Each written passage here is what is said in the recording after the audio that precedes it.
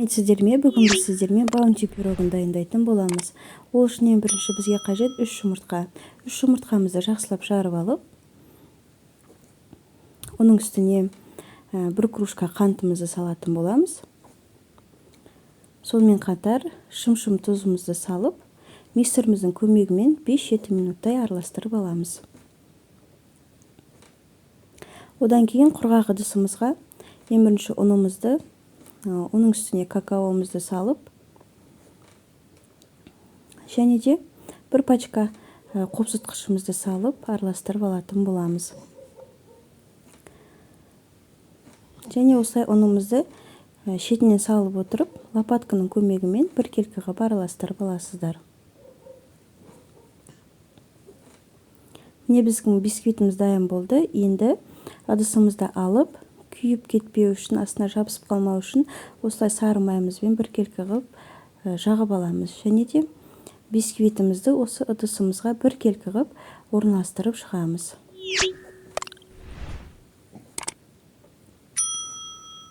Және де бисквитімізді орналастырып болғаннан кейін 180 градуста піскенше 20-25 минутта пісіріп алатын боласыздар. Оған дейін біз кремімізді дайындайтын боламыз. Ол үшін бізге ең бірінші ыдысымызға сүтімізді құямыз, және де 1 кружка қантымызды салып, баяу отта біркелкі қылып араластырып отыратын боламыз, қайнатып аламыз. Және де осылай сары майымызды салып, қайнағанша араластырып отырасыздар. Кішкене қайнағаннан кейін кокосовый стружкамызды салатын боламыз. Мен 2 пачка кокосовый стружка салдым. Және де тағы да біркелкі қылып араластырып шығамыз.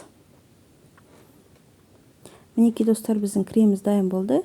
Бисквитімізді піскен-піспегенін өстіп ағаш таяқшамен білсеңіздер болады.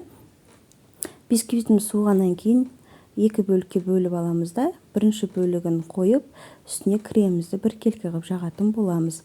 Одан кейін бетіне екінші бисквитімізді қоятын боламыз.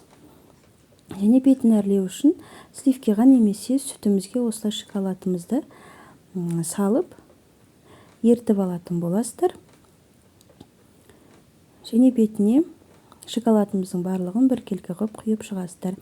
Және де шет-шетін мен қалауларыңызша әрлесеңіздер болады. Мен кокосовый стружка сеуіп шықтым. Және де барлығын сеуіп болғаннан кейін 1-2 сағатқа холодильникке қойып қоясыздар.